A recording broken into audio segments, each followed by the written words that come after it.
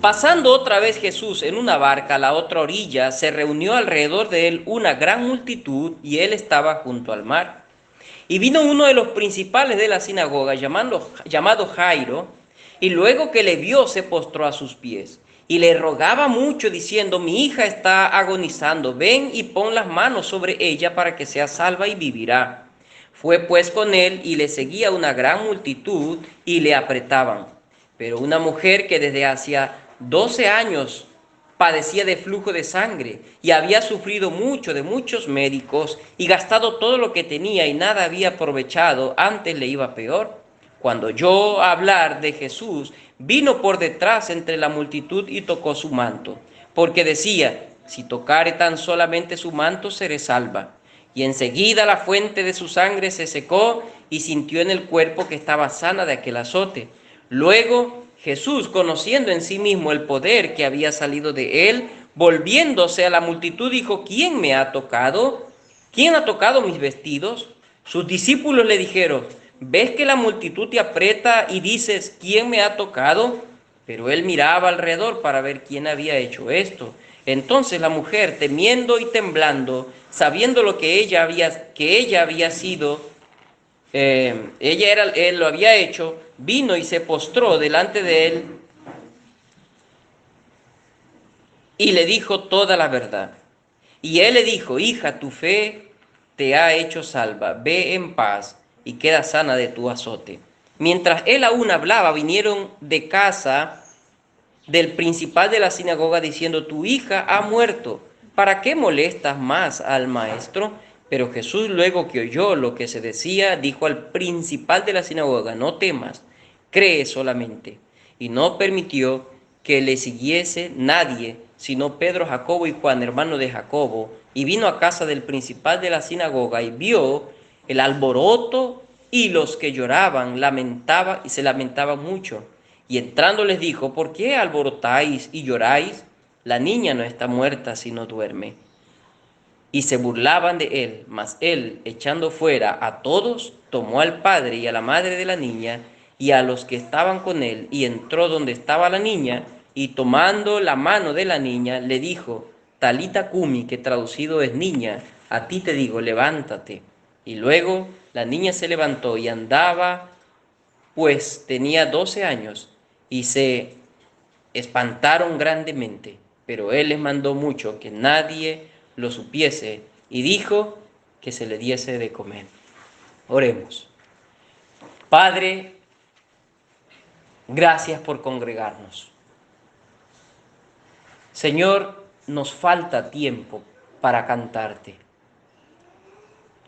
A causa de lo que estamos atravesando y de una mala enseñanza cristiana, y en algunos casos de algunas necesidades, como tú lo permites en tu día, no podemos estar mucho tiempo delante de ti, Padre. Cuánto anhelamos que tu pueblo disponga todo el día para cantarte, para leer los salmos, tu santa ley, Señor, para exhortarnos, recrearnos en tu nombre, Señor. Hemos rendido, Señor, hemos cumplido con algunos aspectos de lo que involucra tu culto, pero ahora, Señor, te rogamos que hables a nuestra mente, a nuestros corazones por medio de esta porción, que nos des la habilidad, que nos des la sencillez, que nos des, Padre, la urgencia de poder entender tu palabra y alimentarnos de ella. Te rogamos infinitamente en el nombre de Cristo Jesús. Amén. Listo, mis hermanos. Estábamos diciendo que Jesús es la solución para los males de la enfermedad. Y entonces nosotros vemos Marcos 5 del 21 al 34, algo muy sorprendente. Permítanme recordarles que de este tema ya hablamos bastante cuando tratamos la sanidad de la suegra de Pedro. Y también cuando tratamos la sanidad de aquel hombre que era paralítico y fue metido por el techo de una casa y luego recibió la sanidad. Pero ¿qué es lo que vemos en estos textos? Vemos una petición desesperada. ¿Quién hace una petición desesperada? ¿Quién hace cuando Jesucristo estaba allí a la orilla del mar y entonces mucha gente con él estaba enseñando y todo lo demás? ¿Quién hace una petición desesperada? Un hombre principal de la sinagoga, llamado Jairo. Este hombre hace una petición desesperada.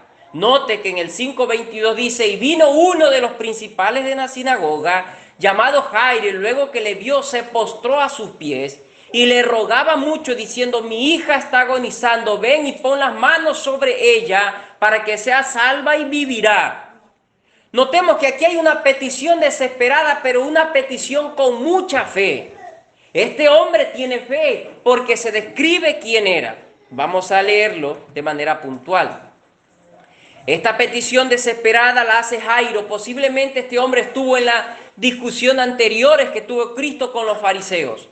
Y sin duda este hombre había presenciado muchos milagros, sobre todo la sanidad del joven de la mano seca que se realizó en la misma sinagoga, por la cual el Señor Jesucristo fue cuestionado diciendo que no era posible en día de reposo sanar. Este hombre sin duda alguna presenció este milagro. Y esto va a ser muy importante por varias razones. Que este hombre haya venido a Cristo, esto nos va a dar a resaltar el ministerio de Cristo por varias razones. Primero, va a ser importante por quién era este hombre. ¿Quién era este hombre? Se nos dice entonces que este hombre era un principal de la sinagoga. Lo que hacían estos hombres principales de la sinagoga era permitir que todo el servicio que se daba en este lugar se lleve a cabo en su totalidad.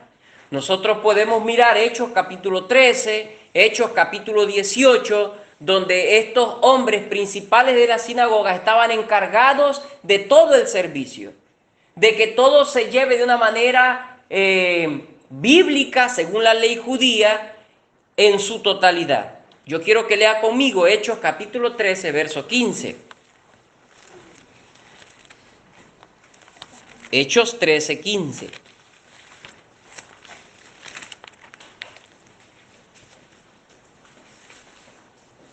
Dice lo siguiente: y después de la lectura de la ley y de los profetas, los principales de la sinagoga mandaron a decirles, varones hermanos, si tenéis alguna palabra de exhortación para el pueblo, hablad. ¿Quién dijo eso?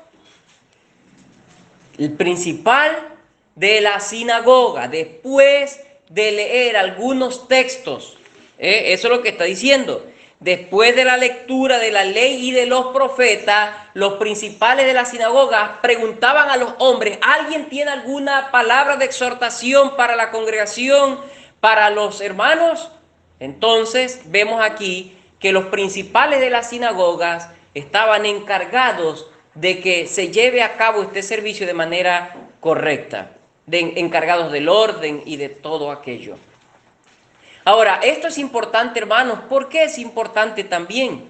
Porque entonces se nos hace ver que el ministerio del Señor Jesucristo, aunque en la mayoría de los maestros judíos de la ley no tuvo cabida, sí hubieron corazones que se abrieron al mensaje del Señor y recibieron con fe la palabra.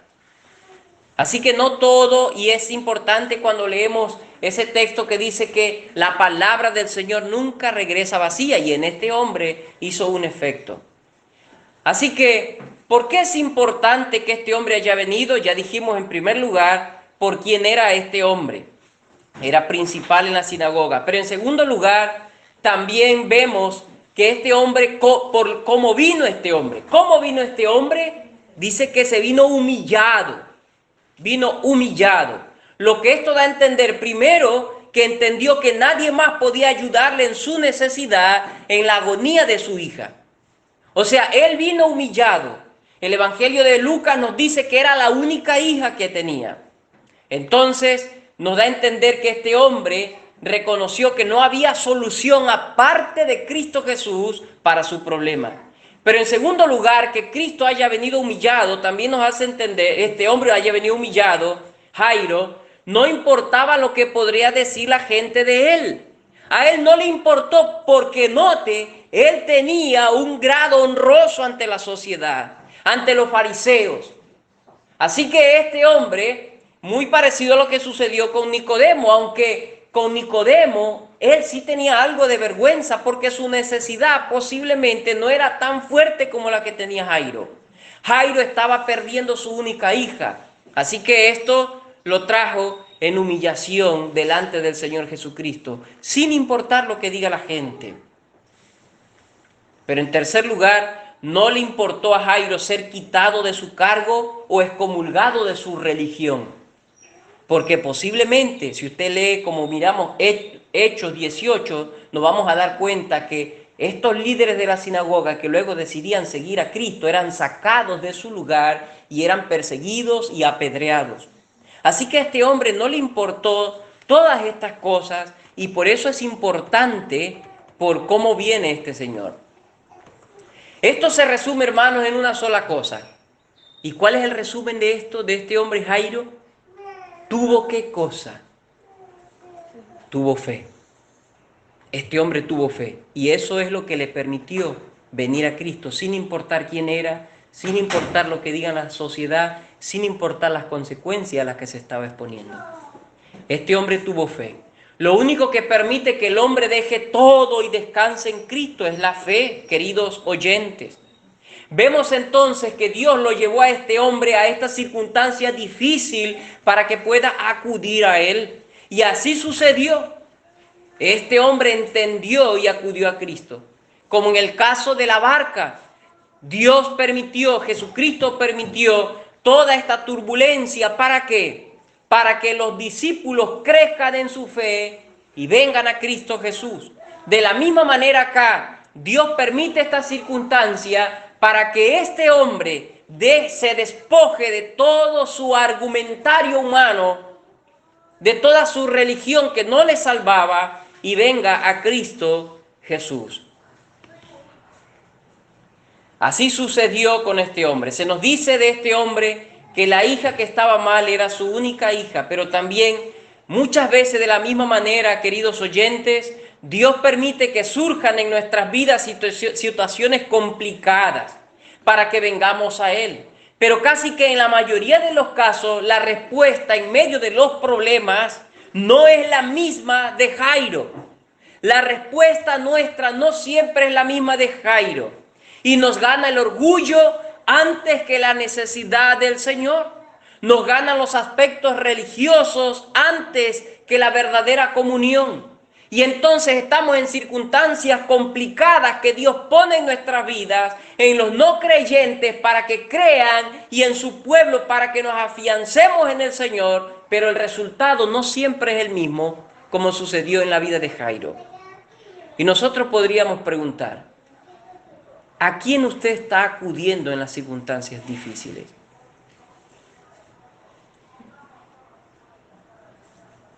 ¿A quién está acudiendo?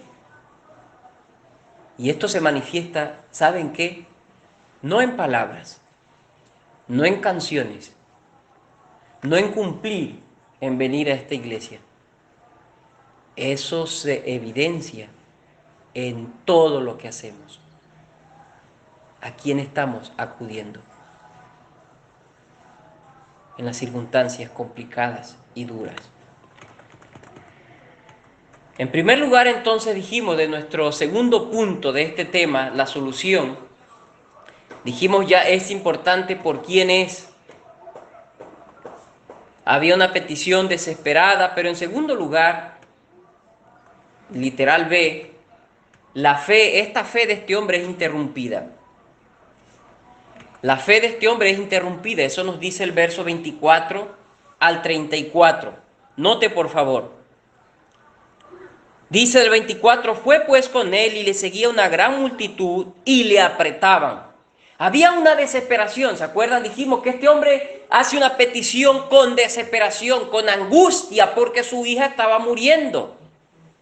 Y cuando surge esta desesperación y Cristo atiende la petición de este hombre y se disponen a ir a su casa de este hombre principal de la sinagoga, ¿qué sucede? La multitud empieza a convertirse en un aprieto, en un estorbo para el propósito de Cristo Jesús. La fe es interrumpida. Podemos darnos cuenta entonces, hermanos, que la fe de este hombre permitió que avancen hacia el destino propuesto, pero mientras se dirigían hacia allá, se encontraron con muchos obstáculos. Ya vimos que el Señor Jesucristo siempre tuvo que lidiar con muchos obstáculos. El Señor Jesucristo estaba descansando en la barca y los discípulos vinieron a interrumpir su descanso. El Señor Jesucristo estaba enseñándole en medio de la multitud y su familia vino a interrumpir su enseñanza. ¿Se acuerdan? El Señor Jesucristo enseñando en la sinagoga y los maestros de los fariseos vinieron a interrumpir su enseñanza.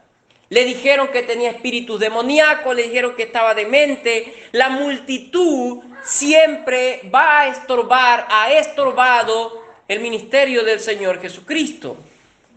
Pero note lo importante de esto, que en medio de la multitud, el Señor, siendo Dios mismo, yo ya les dije esto antes, convertía las interrupciones de la gente para hacer su obra. Así que la fe de este hombre es estorbada. En primer lugar, ¿por quién dijimos que es estorbada? Por la multitud. Esto también nos permite contemplar, hermanos, la capacidad sobrenatural del Señor Jesucristo para no dejarse distraer y sacar una enseñanza de las interrupciones. La multitud no va con el deseo de conocer de manera personal a Cristo en su mayoría, de una manera amplia hablando, ¿no? Siempre se van a convertir en un tropiezo para aquellos que verdaderamente quieren conocer al Señor. Esto es siempre así, lo vamos a ver en toda la historia. Ya lo vimos en el caso del paralítico. ¿Se acuerdan? Marcos capítulo 2, verso del 1 al 12. Este paralítico quería llegar con sus amigos, llevado por sus amigos, para que Cristo haga un milagro en su vida. ¿Y qué sucedió? La multitud no le permitía entrar hasta donde estaba Cristo, a tal punto que ¿qué hizo? Un hoyo por la terraza, el tejado de la casa, y bajaron. También podemos recordar a Zaqueo. ¿Quién se acuerda de Zaqueo? Este pequeño que quería verlo a Cristo, para tener contacto con Cristo, para recibir la bendición de Cristo, para escucharlo de manera personal y salvífica a Cristo, pero la multitud no se lo permitía. ¿Y qué hizo Zaqueo? Se subió a un árbol para poder verlo a Cristo. Hermanos, hay que estar muy atentos en medio de la multitud. Muy atentos.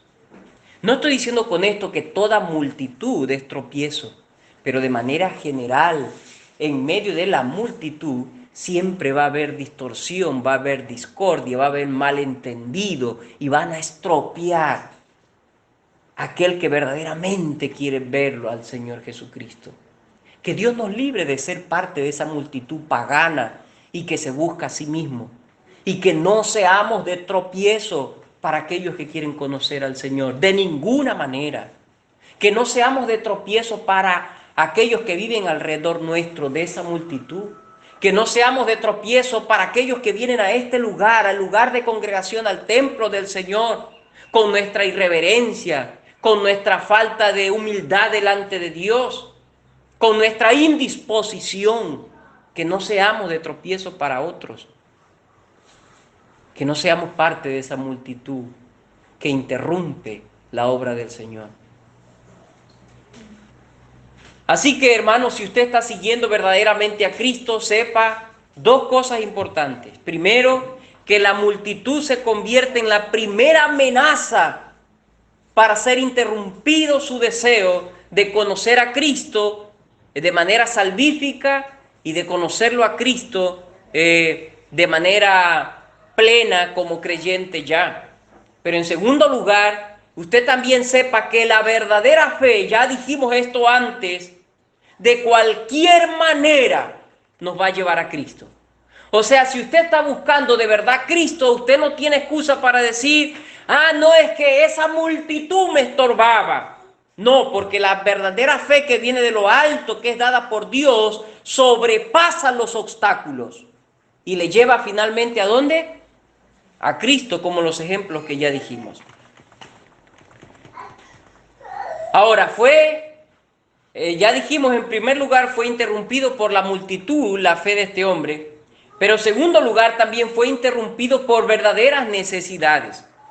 Se nos dice que mientras avanzaba de manera minuciosa y premeditada, acude al encuentro de Cristo Jesús una mujer movida en fe. Y aunque esta mujer era movida en fe, aunque esta mujer venía verdaderamente buscando al Salvador, al Señor Jesucristo, no dejaba de ser un obstáculo para este hombre que tenía una fuerte necesidad y que inició camino hacia su casa con el Señor Jesucristo.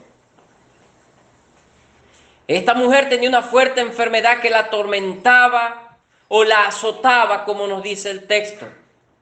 Se nos dice también que padecía 12 años con este mal y que ya no había más esperanza para ella, ya que había acudido a muchos médicos y había agotado todos sus recursos y nadie podía ayudar. Y finaliza diciendo que su estado era peor. Miremos lo que nos dice entonces del verso 24 en adelante. Dice, fue pues con él y le seguía una gran multitud y le apretaban. Pero una mujer que desde hacía 12 años padecía de flujo, padecía de flujo de sangre y había sufrido mucho de muchos médicos y gastado todo lo que tenía y nada había aprovechado antes, le iba peor. Cuando oyó hablar de Jesús, vino por detrás entre la multitud y tocó su manto, porque decía, si tocare tan solamente su manto, seré salva. Y enseguida la fuente de su sangre se secó y sintió en el cuerpo que estaba sana de aquel azote. Note, la palabra azote es juetazos, latigazos, dolor, sufrimiento. Esta mujer estaba sufriendo. Luego Jesús, conociendo en sí mismo el poder que había salido de él, volviéndose a la multitud, dijo, ¿quién ha tocado mis vestidos? Sus discípulos le dijeron, ¿ves que la multitud te aprieta y dices, ¿quién me ha tocado? Pero él miraba alrededor para ver quién había hecho esto. Entonces la mujer, temiendo y temblando, sabiendo lo que en ella había sido hecho, vino y se postró delante de él y le dijo toda la verdad. Y él dijo, hija, tu fe te ha hecho salva, ve en paz y queda sana en tu azote. Ahora, decimos que esta fe, la fe de este hombre también fue interrumpida por esta necesidad, por una necesidad que tenía esta mujer. Es muy casual, ¿no? Que la niña que estaba agonizando, muriendo, tenía 12 años, eso nos dice el Evangelio de Lucas, y que esta mujer estaba padeciendo también 12 años, se nos dice aquí. Ahora, es importante, hermanos, que entendamos que cuando se dice que ella visitó a todos los médicos, no debemos entender aquí que Israel era inservible en su aspecto medicinal, ya que en aquel tiempo, aunque la medicina todavía no estaba en todo su esplendor como hoy lo tenemos, en todo su desarrollo, existía un campo amplio medicinal en la región de Israel. O sea, no olvidemos que Lucas era doctor y él confirma lo que dice Marcos. Lo que dice Lucas es que no había más forma de sanar a esta mujer. O sea que aunque existía medicina, aunque habían buenos médicos, ¿por qué decimos esto? Porque ¿acaso no fue a Israel que Dios le dio leyes de sanidad? ¿Leyes de salud? ¿Leyes de salubridad? Claro que sí. No comas a esto, míralo aquí, míralo acá, míralo allá. Ve cuidando la parte física de su pueblo Israel. No olvidemos también que el decálogo divino, los 10 mandamientos preservan al hombre no solo de no pecar de manera espiritual delante de Dios, sino también de no pecar contra nuestro propio cuerpo. Y así sucesivamente. Hay mucha medicina conservaba. Entonces el mandamiento de amar al prójimo como a ti mismo, eso servía para preservar la salud en medio del pueblo. Así que no podemos decir, es que no había un desarrollo médico en Israel. El problema es que esta mujer visitó muchos médicos y no había solución para su problema. Ahora, con todos los desarrollos que tenemos hoy, ¿acaso los doctores no siguen diciendo ya no se puede hacer más? ¿O siguen diciendo eso? Siguen diciendo eso. Es un deterioro, hermanos, que en muchos casos no hay solución. Y finalmente no hay solución porque igual morimos por un tema de salud. Aún llegando a 90, 100 o más años, si el Señor así lo permitiera, terminamos muriendo por un tema, un deterioro de salud, un deterioro de nuestro cuerpo. Así que estamos viendo que solo Jesucristo tiene la solución para estos males. Estamos diciendo entonces que no es que no habían médicos acá, pero también es importante entender, hermanos, que esta hemorragia que padecía esta mujer, que se refiere más a un descontrol en su estado natural de periodo menstrual, este mal le trajo muchas consecuencias. Posiblemente sufría de anemia, ya estaba desgastada, no tenía fuerzas y no tenía tampoco recursos económicos para la solución a su mal, para la solución a su problema. Pero hermanos, la fe de esta mujer era tal que decía, si solamente pudiera tocar el vestido de este hombre, de este Señor, de Cristo Jesús, seré sana.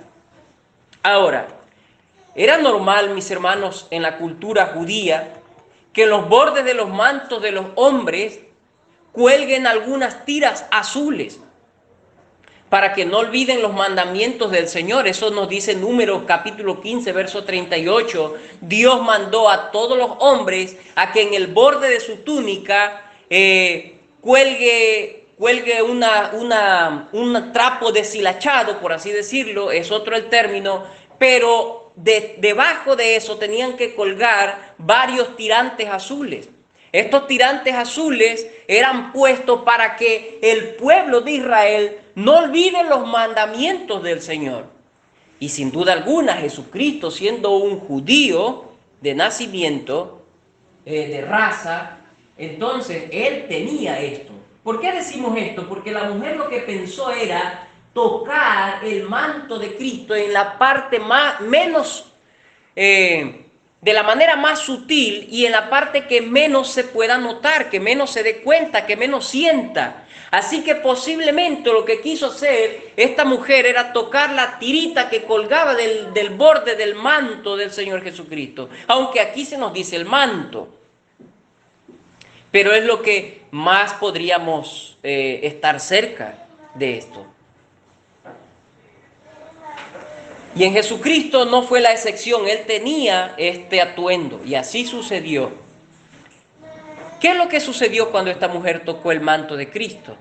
Se nos dice que fue sanada instantáneamente. Se nos dice que no pasó por desapercibida. Y se nos dice también que fue puesta en evidencia. Esta mujer fue a escondidas por varias razones. ¿Por qué fue escondida? Primero, porque no se le permite a las mujeres interrumpir en público. En la cultura judía no era correcto que una mujer se levante en medio de la multitud e interrumpa. Pero en segundo lugar, posiblemente por causa de sus limitaciones, ya que estaba muy agotada por la enfermedad, posiblemente tenía anemia y lo mucho que pudo hacer es medio tocar a Cristo Jesús o el manto de Cristo. Y en tercer lugar, porque al tener sangrado, esta mujer se convertía en inmunda según la ley judía. Así que tenía todo en contra. pero tuvo una cosa que le llevó a Cristo, y fue fe. Pero fue puesta en evidencia, hermanos, por medio de una pregunta. ¿Qué la evidenció esta mujer? ¿Quién me ha tocado? Porque poder ha salido de mí, dice el Señor Jesucristo. ¿Quién me ha tocado?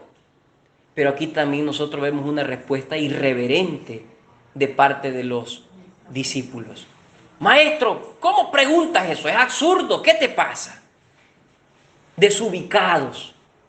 Lógicamente que el Señor entendía que la gente le apretaba. Él no estaba hablando de manera literal de una caminata normal donde era pues lógico que la gente lo esté apretando.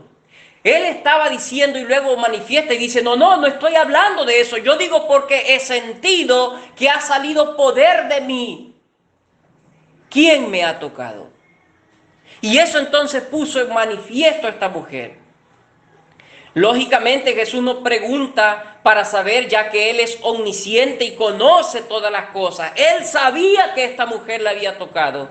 Lo que Él quiso decir, usando otras palabras, es ¿quién me tocó con fe?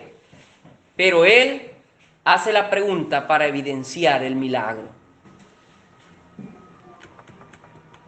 En primer lugar, esta mujer no resistió la bendición divina y se muestra con las palabras temblando y con miedo. Cuando Jesucristo, dice que la palabra original de esta pregunta que hace el Señor Jesucristo tiene una partícula femenina que dice, ¿quién es la que me ha tocado?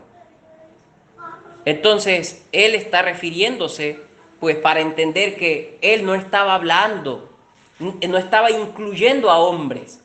Él estaba refiriéndose a mujeres, diciendo, ¿quién es la que me ha tocado? Pero esta mujer no resistió la bendición divina, hermanos. Y se muestra con las palabras temblando y con miedo. Posiblemente Jesucristo volteó su mirada, el Dios Todopoderoso, y ella sintió al sentir instantáneamente que había sido sanada. Hermanos, nadie puede quedar o pasar por desapercibido ante tal milagro. Es imposible que después de haber pasado 12 años, después de haber gastado todos sus recursos, no tener nada, después de haber visitado todos los médicos y estar esperando solamente la muerte repentina, venga alguien y con tocar su manto, solo con tocar su manto, sea sanada. Era imposible que ella quede en oculto. Y la preciosa y poderosa mirada y potentosa mirada del gran Dios y Salvador Jesucristo la movió a un manifiesto. Y temblando y con miedo se puso delante de Cristo Jesús en medio de la multitud. Mis hermanos, no hay nadie que reciba las bendiciones de los cielos y se calle ante tan maravillosa bendición. Eso es imposible. Jesucristo le dijo a la mujer samaritana que no le dijera a nadie lo que él le había dicho, pero esta mujer no se pudo contener y salió corriendo por las plazas y por todos lados, por la ciudad, diciendo, he visto al Cristo, al Mesías. El Salmo 50:15, note lo que dice. El Salmo 50:15 dice lo siguiente. Dice, invocaré en el día de la angustia, te libraré. Invócame en el día de la angustia, y hay un resultado. ¿Cuál es el resultado? Yo te libraré, dice el Señor. Pero hay una responsabilidad natural de ese resultado. ¿Cuál es? Y tú me honrarás. Y esta mujer estaba en angustia.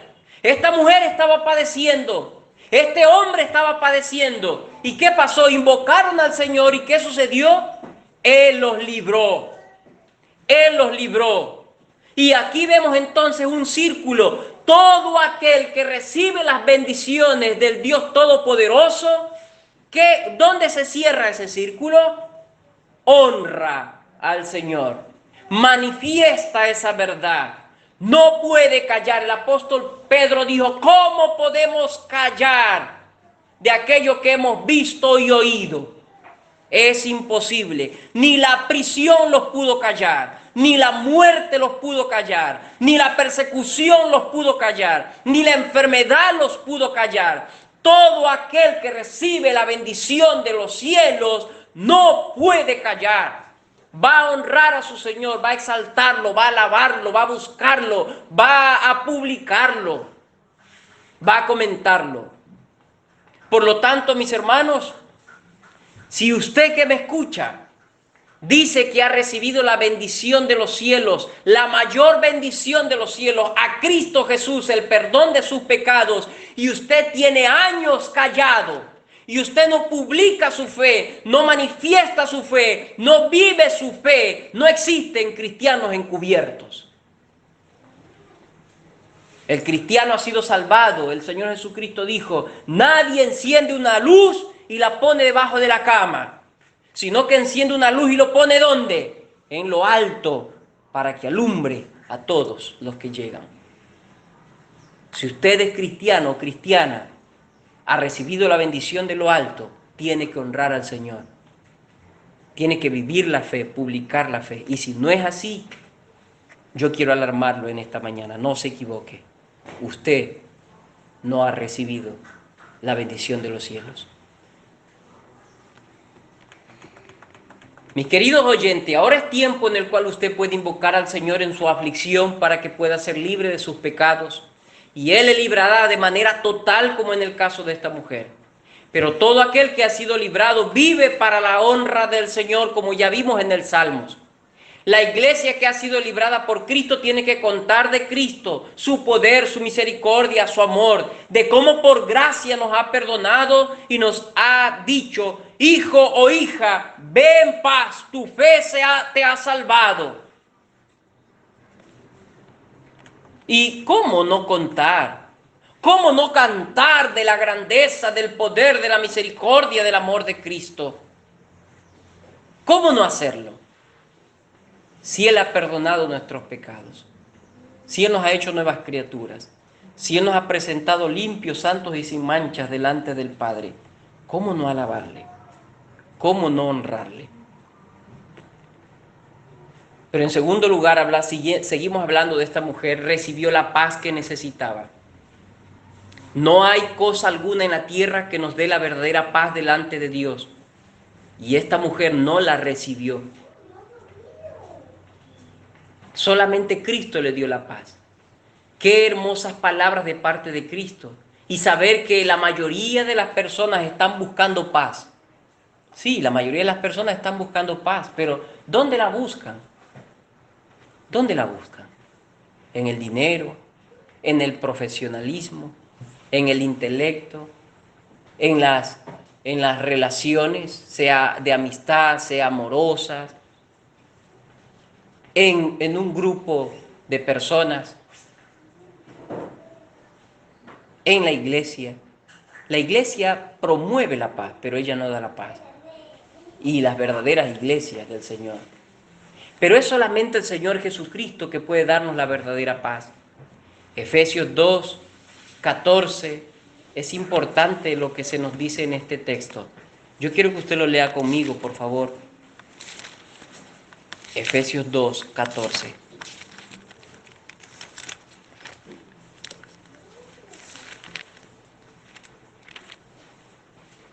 Dice lo siguiente: porque Él es nuestra paz, que de ambos pueblos hizo uno, derribando la pared intermedia de separación. ¿Quién es la paz? Cristo Jesús. Pero mira lo que dice el 17, ahí mismo. Y vino y anunció las buenas nuevas ¿de qué? De la paz a vosotros que estabais lejos y a los que estaban cerca. Solamente el Señor Jesucristo, hermanos, es aquel que puede hacer la paz entre Dios y los hombres, como lo hizo con esta mujer. Esta mujer encontró la paz en varias maneras. Primero, encontró paz para con Dios, ya que fue salva no solo de su problema físico, sino también del problema espiritual. Pero esta mujer también encontró paz al ser integrada en la sociedad. No se olviden que ella no tenía cabida en la sociedad a causa de ¿qué? De su enfermedad, de su inmundicia. Pero en tercer lugar, podía pasar y disfrutar también con sus seres queridos ahora de manera libre. Fue librada de sus dolores y pudo hacer sus actividades con libertad.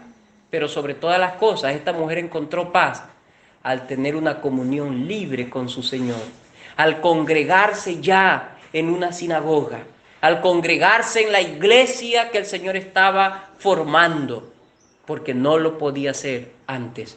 Religiosamente no podía acercarse a los servicios que se le daban al Señor. Así que solo fue Cristo quien pudo darle la paz a esta persona. ¿Qué es lo que está trayendo paz a nuestras vidas, hermanos? La iglesia debe sentir paz mientras esté bien con su Señor, mientras esté realmente siguiendo al Dios Todopoderoso, mientras esté guardando sus mandamientos, mientras se encuentre segura en Cristo. Entonces, si usted no está en Cristo Jesús, no solo de manera salvífica, sino en un aspecto de comunión, leyendo su palabra, obedeciendo sus mandamientos, el cristiano no tiene paz. Padece, carece de paz. No digo que está en guerra con Dios en un aspecto salvífico, porque si ya creyó genuinamente, ya está en paz, sus pecados han sido perdonados. Pero cuando no tenemos esa comunión plena con Cristo, entonces no hay paz. Y usted lo sabe, si yo peco, ¿qué sucede? Estoy mal con el Señor, estoy mal con mis hermanos, estoy mal con la iglesia. La conciencia no me deja tranquilo, no me deja en paz. Así que la única manera de tener paz es estando bien con el Señor, ser perdonado con el Señor, por medio del Señor Jesucristo. Es lo que dice el apóstol Juan: confesaos nuestros pecados, que Él es fiel y justo para perdonarnos y librarnos de toda maldad. Y el Espíritu Santo de Dios nos ayuda, nos anima, nos impulsa a buscar la paz por medio de la santidad. Finalmente el libro de Hebreos dice: buscad la paz y la santidad para con todos, sin la cual nadie verá al Señor. Muy bien, por último lugar, permítame parafrasear, porque el tiempo es corto ya. El tercer punto es que Jesús es la solución para la muerte. Ya dijimos que Jesús es la solución para las enfermedades, y vemos pues cómo el Señor sanó a esta mujer, y pues relacionamos esto en un aspecto espiritual también. Ahora, Jesús es la solución para la muerte. Según Marcos 5, del 35 al 43, todavía lo vemos a este hombre caminando con el Señor Jesucristo hacia su destino que ellos habían trazado ya. Hacia la niña que estaba muriendo y que hasta este momento ya había muerto. Inmediatamente, hermanos, inmediatamente después de hacer un milagro camino a casa de Jairo, se avecinan personas con malas noticias. ¿Cuál era la mala noticia? Su hija había muerto y le dicen literalmente: ya no molestes más al maestro porque ha muerto. Eso es respetuoso, eso, ¿no? Bien respetuoso lo que dicen estos hombres, pero muy faltos de fe. Esto es típico, ¿no? En mucha gente: sí, mira, Dios es esto, aquello, allá, pero no, nada de fe. Aunque estos hombres estaban diciendo algo de verdad, había muerto la nena, la muchacha, pero dice: ya no moleste al maestro. Como si estaban hablando con cualquier maestro contemporáneo, como si estaban hablando con cualquier líder de la sinagoga. No, ellos estaban olvidándose que Cristo era Dios. Ellos estaban olvidando que en Cristo hay esperanza aún después aún entre la muerte o entre los muertos. Vamos a afinar un poco ese término.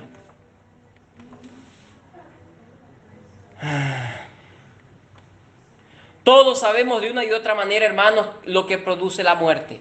Aparte del dolor previo antes de morir por causa de la enfermedad terrible, también la muerte trae desesperanza, desánimo, incertidumbre, llanto. Solo pensar en la muerte a muchos le da pánico y prefieren no tratar estos temas. Y lo vemos allí en el texto de Marcos 5:38.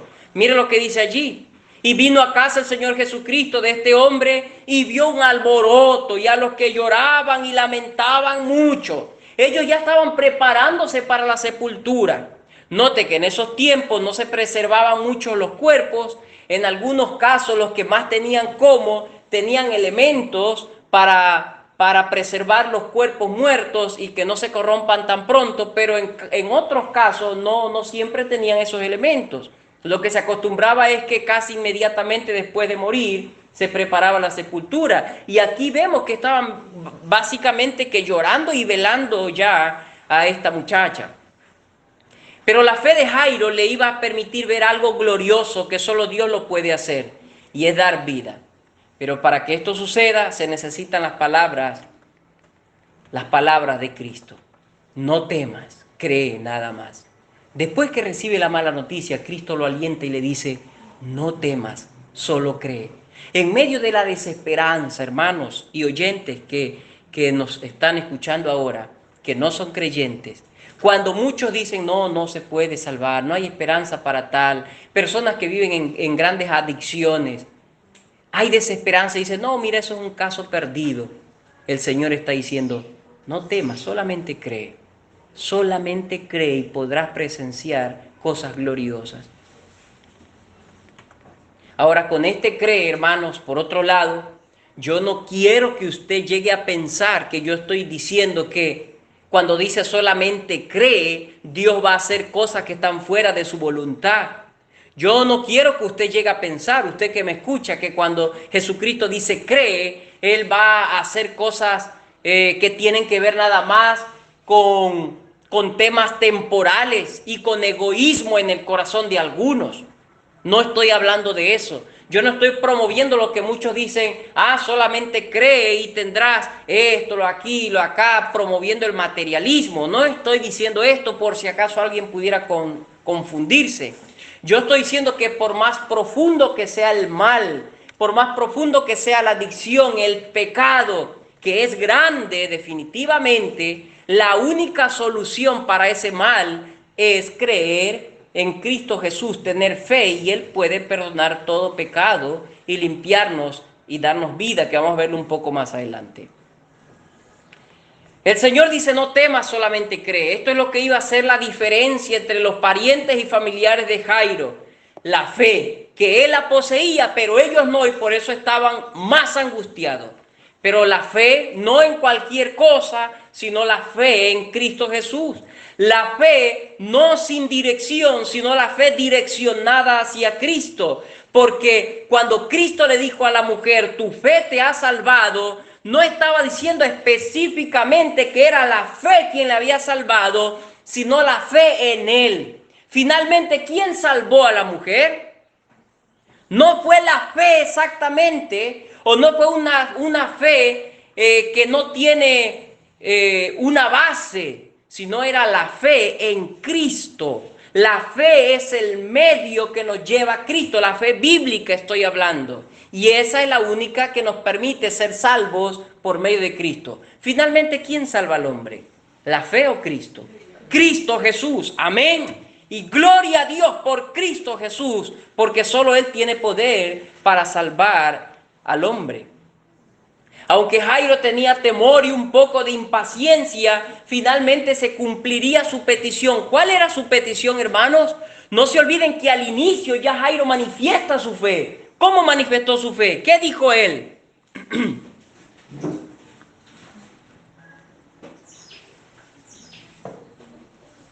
Él dijo esto: solamente pon tu mano en ella y se sanará. ¿Se acuerdan? ¿Acaso eso no es fe? Claro que sí, eso es fe. Y fue la fe lo que le iba a permitir ver cosas gloriosas. Decíamos que él tenía temor, tenía impaciencia, finalmente se cumpliría su petición. Solo pon tu mano en ella y sanará. Así sucedió según el verso 41. El verso 41 se nos dice que Jesucristo llegó, tomó la mano de la niña y le dijo, Talita cumi, que quiere decir, niña, a ti te digo, levántate. Posiblemente el Señor Jesucristo usó esta palabra que es en arameo para hacerse entender mejor a esta niña, porque posiblemente era el idioma que más usaba esta familia. Muchos podrán pensar que Jesús, cuando dice está muerta, muchos podrán pensar que Jesús mentía, pero no es así, hermanos, ya que para Cristo estar muerto era como descansar, como cuando alguien va y descansa en la noche y ¿qué espera en el siguiente día? Despertar, levantarse, porque Él tenía todo el poder para levantarla. Esta forma de obrar de Cristo sobre la muerte vemos también en el caso de Lázaro. Él decía, no, Lázaro no ha muerto, solo duerme. Pero antes de eso él había dicho, porque nuestro amigo Lázaro ha muerto. Pero ¿qué es lo que está haciendo Cristo? La parte divina de Cristo está diciendo, no está muerta, porque yo tengo poder para levantar a los muertos. Para él verdaderamente ese muerto estaba durmiendo. No es que estaba mintiendo el Señor Jesús, la niña de verdad estaba muerta, porque nos dice que su espíritu vino y se incorporó a ella y volvió a tener vida. O sea, se separó, esa es la muerte, separación, se separó el espíritu del cuerpo. Ahora, cuando nosotros hablamos de esto, pero esto también, mis hermanos, se verá con mayor alcance de la muerte sin reservas en el día final. En aquel día, el poder de Dios será tal que levantará a todos los muertos y los presentará delante de Dios para ser juzgados, sean estos buenos o malos, grandes o pequeños, hombres o mujeres, creyentes y no creyentes. En el día final serán levantados con el poder de Cristo Jesús de entre los muertos. Y el libro de Apocalipsis dice, y el mar entregó sus muertos, y el Hades o la sepultura entregó sus muertos. Todo donde estaban los muertos, los huesos allí, iban a ser levantados con el poder de Cristo Jesús. Gloria a Dios, porque uno no entiende estos principios. Uno no entiende en magnitud el poder de Cristo Jesús. Con su palabra va a levantar a todos los muertos, grandes y pequeños, hombres y mujeres, ancianos, niños, bebés, y los presentará delante de Dios para ser juzgados. Apocalipsis 20, del 11 al 15, nos relata esta realidad. Así que lo que está manifestando Cristo aquí es una pequeña porción de lo que sucederá en el día final. Y nadie, ni un muerto, quedará sin ser tomado en cuenta. Todos resucitarán. Esto nos habla también, mis hermanos, entonces, y antes de avanzar a este tema, yo quiero decirle a usted, así como los amigos de Jairo no creían en la resurrección, de la misma manera, posiblemente, muchos de ustedes no crean lo que dice la Escritura, de que se levantarán todos delante de Dios y serán juzgados. Pero esto es una realidad. Y por último, esto también nos habla de la muerte espiritual. Ya dijimos que solo Cristo tiene la solución para la muerte. Pero el problema del hombre no es solamente la muerte física, hermanos, sí, con la que tenemos que lidiar y padecer, sino también la muerte espiritual. Y de esto se nos dice que el hombre está muerto delante de Dios por sus delitos y pecados. Esto significa que no hay ningún bien del hombre que pueda solucionar su problema delante de Dios y está destituido de la presencia de Dios. La única solución para esa muerte espiritual que tiene el hombre por causa de su pecado es Cristo Jesús. Efesios 2, del 1 en adelante, dice, y Él os dio vida a vosotros cuando estabais muertos en vuestros delitos y pecados, en los cuales anduvisteis en otro tiempo, siguiendo la corriente de este mundo, conforme al príncipe de la potestad del aire, el espíritu que ahora opera en los hijos de desobediencia, entre los cuales también todos nosotros vivimos en otro tiempo, en los deseos de nuestra carne, haciendo la voluntad de la carne y de los pensamientos. Y éramos por naturaleza hijos de ira, lo mismo que los demás. Note lo que viene diciendo ahora. Ahora Colosenses 2:13 dice, Y a vosotros, estando muertos en pecado y en la incircuncisión de vuestra carne, os dio vida juntamente con él, perdonando todos los pecados, quitándolos de en medio y clavándolos en la cruz. Esta resurrección que hace el Señor Jesucristo de manera física en esta muchacha, es lo mismo que hace de manera espiritual en todo aquel que cree en el Señor Jesucristo, perdonando todos nuestros pecados y clavándolos en la cruz. Todo aquel que no ha confesado su pecado, que no se ha arrepentido y no ha puesto su fe en el Señor Jesucristo, está muerto delante de Dios. Esto significa que está destituido de la gloria del Padre. Esto significa que está condenado al infierno eterno.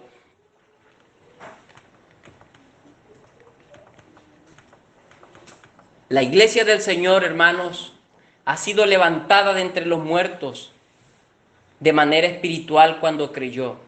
Y se ha revertido la situación. Présteme atención, que ya estoy terminando. Y se ha revertido la situación. Si antes estábamos muertos para Dios por la obra de Cristo en nosotros, hoy estamos vivos para el Señor y muertos al pecado. Antes estábamos vivos para el pecado y muertos delante de Dios. El que ha creído en Cristo Jesús, la iglesia del Señor, hoy tiene que estar viva para con Dios y muertos al pecado. Note lo que nos dice: así también vosotros consideraos muertos, Romanos 6:11, así también vosotros consideraos muertos al pecado, pero vivos para Dios en Cristo Jesús, Señor nuestro. Y los creyentes un día se levantarán, hermanos, para recibir un cuerpo glorificado y no batallar jamás con el dolor de la muerte. Esto es solamente por la fe en Cristo Jesús. Y toda esta verdad, muchos lamentablemente la siguen negando y se burlan del Señor. Permítame decirle: Él es grande en misericordia, le puede perdonar sus pecados, levantarlo de su estado de muerte espiritual y prepararlo para una resurrección eterna, según 1 Corintios capítulo 15. ¿Qué está haciendo esta iglesia que ha sido vivificada delante de Dios por fe en Cristo Jesús? ¿Cómo está viviendo?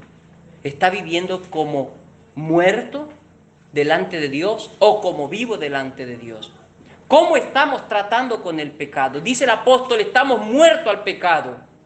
Así como un no creyente no entiende las cosas del Espíritu, asimismo el creyente debe estar inactivo para vivir en la práctica del pecado. Debe estar muerto al pecado. Pero si es lo contrario, entonces no ha sido vivificado todavía. El que se deleita en el pecado, el que ama el pecado. Y note, cuando hablo pecado, hermanos, para ya terminar, no quiero que venga a su mente solamente los actos escandalosos. Cuando hablo pecado, ¿qué es pecado? Es todo lo que no honra al Señor. Es todo lo que no honra al Señor. Si usted no ama a su hermano, es pecado. Si usted no lee la Biblia, es pecado. Si usted no ora, es pecado. Si usted no se congrega, es pecado. Si usted carga rencor en su corazón, es pecado. Y el apóstol nos dice que debemos estar muertos al pecado, pero vivos para Dios. ¿Qué hace un vivo? Muchas cosas. Resumen, muchas cosas. Si usted está vivo delante de Dios, ¿qué está haciendo para Dios? Difícil decir muchas cosas, ¿no? Porque posiblemente muchos no estén haciendo nada. Así que la iglesia ha sido levantada de entre los muertos para permanecer viva delante de Dios y muerto ante el pecado. No reine pues el pecado en vuestro cuerpo mortal, de modo que le obedezcáis. Gloria a Dios por esa obra que ha hecho en nuestras vidas y por la esperanza que nos da de resurrección, de vida eterna, por medio de Cristo Jesús. Amén, hermanos. Que Dios les bendiga grandemente.